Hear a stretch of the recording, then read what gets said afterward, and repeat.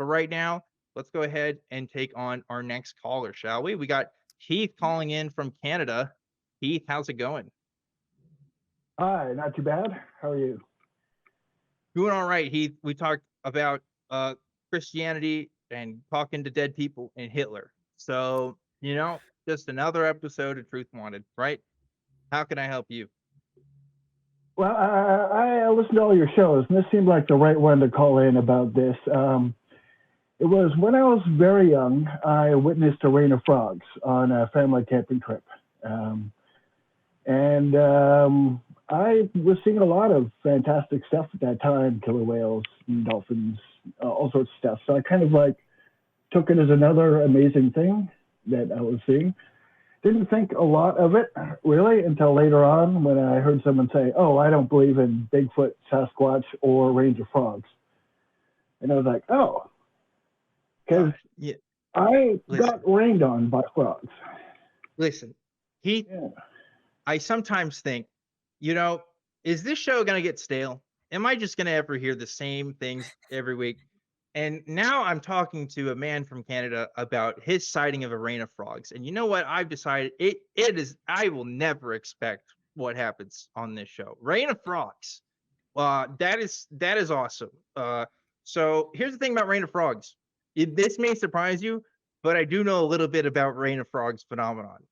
It's actually kind of a thing. It obviously it dates back to the Bible, right? If you remember in I believe it's Exodus where it happens. Yes. Moses is talking to the Pharaoh there, and there's supposed to be these plagues that go upon Egypt. One of them is a rain of frogs, right? So that happens. So that's so specific enough to where you think there must be an origin for this, right, in nature, and there kind of is. So in low pressure environments, right, tornadoes can happen, but also just like water spouts in general, right, can come up. And frogs are not that heavy. They're just a few ounces, and they can be lifted up by these events and kind of sort of rain down on people. Now, when we say rain, we think of like, oh, it's like coming from the sky, right? And that's not really usually what's happening in this, but this is so long ago, I'm surprised I can even recall some of this. But like there have been sightings of these kinds of situations before. And like this is the proposed explanation for what's been going on. Is that it's just again, there's usually a storm happening, and when that in that low pressure, you create sort of that environment for stuff to get picked up, including frogs. So I'm assuming that's what happened to you. But Heath, I'm just spitballing here because I just had a man on the phone tell me that he saw a rain of frogs, and I don't know what I'm supposed to do with that. So that's my best stab at it. What do you think?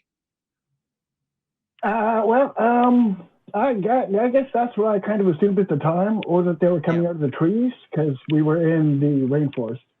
And Mhm. we were trying to launch our boat because that was how we did our camping trips. My dad is a boat builder, and we had a 14-foot skiff that we would camp from. And he'd seen this what looked like a lake on the map. And when we got there, it was a swamp. So we were right next to a swamp and in a rainforest. So I guess all of the elements were there. I mean, the frogs were close by. Yeah, I mean, where are you gonna Yeah, find frogs if not a rainforest, right? You know?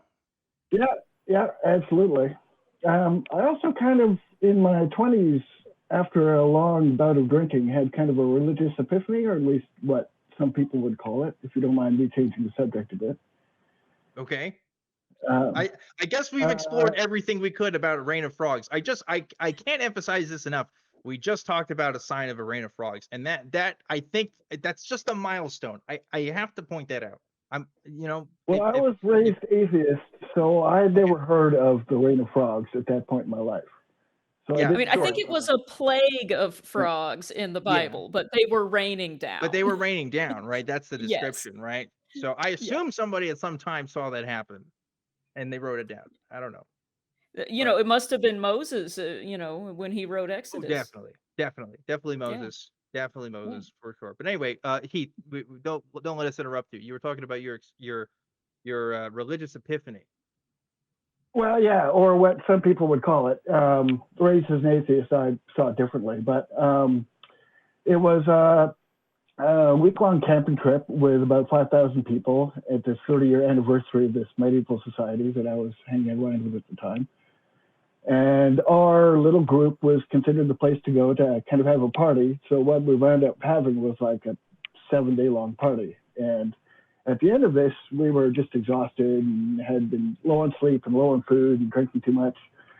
And a friend of mine stayed up all night. And as the sun came up and the sun hit my eyes, I got this overwhelming feeling of joy and couldn't stop giggling and laughing. It happened to a friend of mine sitting next to me. And I could cut it off by putting my hand between the sun and my eyes. And then it would stop. And then if I lifted it up, it would continue again. And my first thought was, wow, I've got a direct switch to my endorphins. This is wild. And then I thought, oh, I guess that this is what people would see as a religious epiphany if they were, magically minded. And I thought that was pretty fascinating too. It is interesting. Carl, what do you think? Well, that is interesting. I think if I'm hearing you correctly, that may not be something that you took as a religious epiphany. Is that correct? Right. No. I just thought it was interesting that if I was raised in a different way, that I probably would have. Oh, yeah. A little. Mm-hmm. Yeah. Yeah, I see what you mean. It's kind of one of those things. No, go ahead. I've always wondered how people could believe in God, because when I was about I think it was more like 8. The subject came up and I said, well, we're all atheists in this family. And my mom said, no, your dad is a Christian. You was raised Christian. We just raised you atheists so you could choose for yourself. And I went, oh, so it's like 5 against 1. That's not fair. And so I really tried to believe in God so that it would be 2 against 4, a little more even. And I just couldn't do it. And ever since then, I've been fascinated by how that happens. So that was why I found it so interesting. Oh, wow. Yeah, that is interesting, and I think that's a really good empathetic kind of response that you did there, trying to think, okay, I can see how someone else coming from a different background, a different mindset would interpret this experience some other way because it's a very strange experience.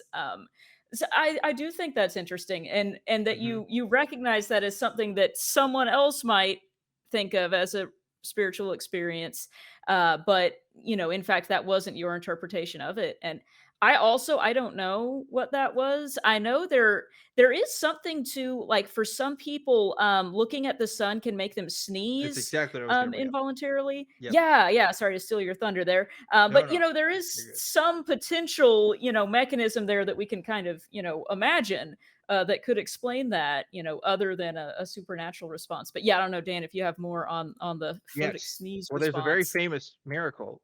It's one of Catholics today will bring this up, right? It's the miracle of the sun.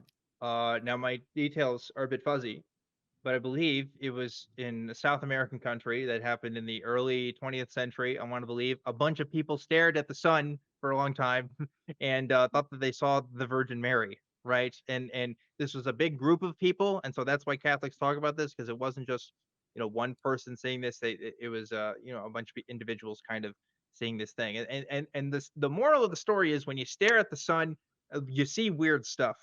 Like anytime you see like that in your field of vision, like it's gonna kind of fuck you up a little bit. I don't know. Like that's really the only conclusion I can come to with that. I mean, obviously, when you read a story like that, for us atheists, it's not as fascinating, because it's like, yeah, they saw stuff because they messed up their vision for like a second. Like that there's a very clear cause and effect thing happening. But for Catholics, it's like, oh no, this is a group of people all reporting the same thing. Why would they say that? It's like, well, obviously there's cultural influences.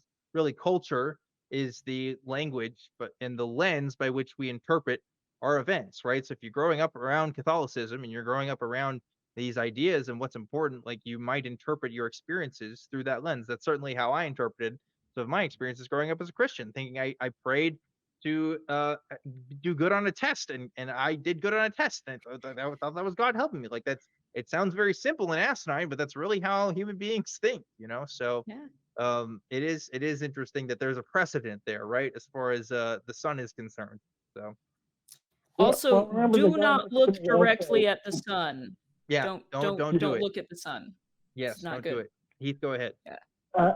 it happened to my buddy at the same time next to me, which it kind of parallels what you were talking about with that kind of group hysteria. So that's kind of interesting. Anyways, I should let the next call go. I think I'm done here.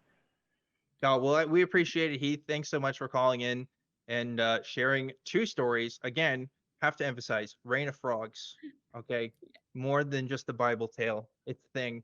I can't remember when I first learned about that. I think it was like during my deconstruction and I was like going through every part. I think I had like the Skeptics Annotated Bible, which Ooh. don't cite the Skeptics Annotated. It's like wrong half the time, but it is kind of funny. And I believe that's where I first learned about the frogs thing. Like there was a link on there or a comment about that or something, and I was like, "What the heck?" Like that's out of all the things, like that might have been a real thing that could have happened. I don't know, but obviously, I don't know. I think that whole story is not real, but anyway. No, yeah, I've got a lot of issues with that story, and parts of it may be stolen from other stories.